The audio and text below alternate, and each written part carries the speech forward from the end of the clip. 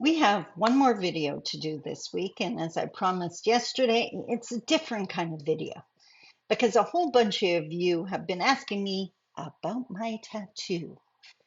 Why it's so huge, why I always dress to show it off, and why is it the logo for my company? Well, let's talk about it.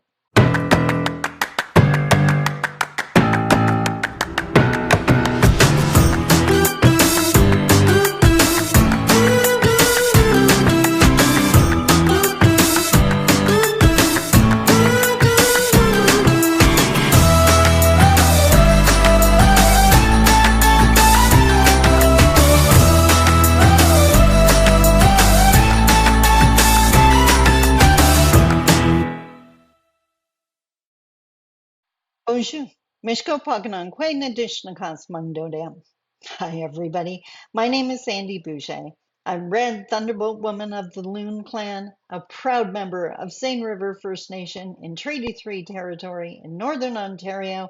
And yes, today we are discussing my tattoo, the first of my tattoos.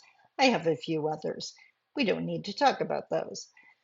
But people have asked me, like, they see it and it's like, okay, there's a story there. I don't know if it's obvious to you, but that's definitely the comment I hear all the time. So, because you kept asking, I keep getting the emails. I thought I would take the time to share that with you. It's a story I enjoy sharing, so I don't mind at all. But to make this a little bit easier for you, I'm going to do a split screen with a picture, an old picture of me that shows off the tattoo so you can follow along a little bit easier. So, first and foremost, you should know that getting this tattoo was a huge part of my healing after I lost my mom. Honorary Indian, my first book, and the tattoo came out about the same time, and that was in within a couple of years of my mom passing away. So I was like mid 40s when I got my first tattoo. And no, that was not a midlife crisis for those who want to go there. So, to describe the image, first and foremost, you can see the main part of the image is a huge red thunderbolt. I am Red Thunderbolt Woman. So, this tattoo is literally my namesake. And then on top of the lightning bolt, you're going to see a loon. I'm a proud member of the Loon Clan, the speakers of the community. But when I knew I wanted the loon on my tattoo, and yes, I designed this, um, I looked around for images, and every image I found of a loon was them sitting peacefully on the water. Have you ever seen a loon take off? Like they are not sitting passively. On top of that, almost John. On top of that, I'm not passive. So I definitely didn't want just the loon sitting there. So in my tattoo, the loon is taking flight. It's in action, which is totally me. Now, to understand the next parts of my tattoo, you got to think of the medicine wheel teachings. So we'll put up an image of that for a second. And the 4 life stages. The medicine wheel starts in the east, where the sun rises. That's the baby stage. To the south is the youth stage. To the west is the adult stage. To the north is the elder stage. On my tattoo, to the north, the land of the elders, are 2 small falling eagle feathers. Now, eagle feathers are one of the most sacred items to Anishinaabe people. The feathers are small to represent the distance to spirit world. They're falling because both my parents have passed on.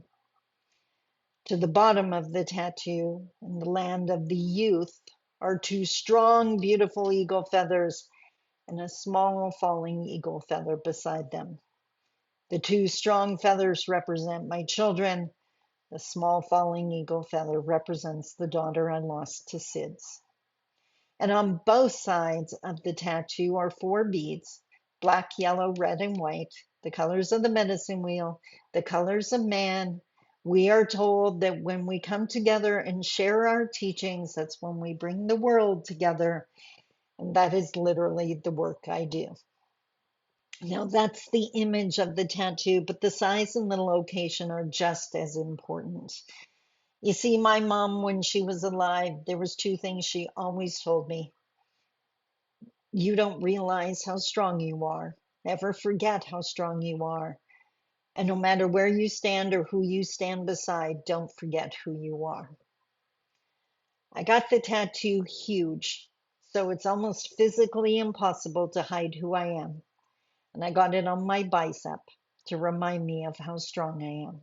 And I can honestly say, all these years later, next year is going to be 20 years since my mom passed away. That's hard for me to even imagine.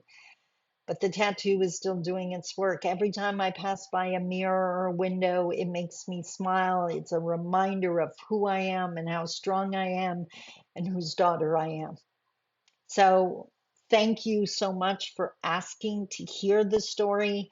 I love sharing it. It's been a while since I shared it, so thank you so much. And I hope you I hope you enjoyed the story, and I hope you have something in your life that reminds you who you are. It doesn't have to be a tattoo. Maybe it's a special necklace or a bracelet or something you inherited, whatever the case may be. If you do have something like that and you don't mind sharing, I'd love to hear your story. Share it in the comments.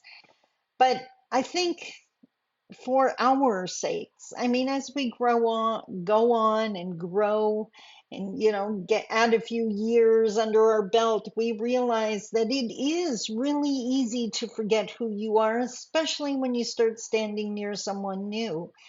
I think we could all benefit from having something remind us of how strong we are and just who we are. Not the lesser version someone else painted for us, but the version Creator designed us to be, even if we haven't lived up to it yet. So I hope you have something like that. If not, go find something. Until next week, I love you. Take care. Bye bye.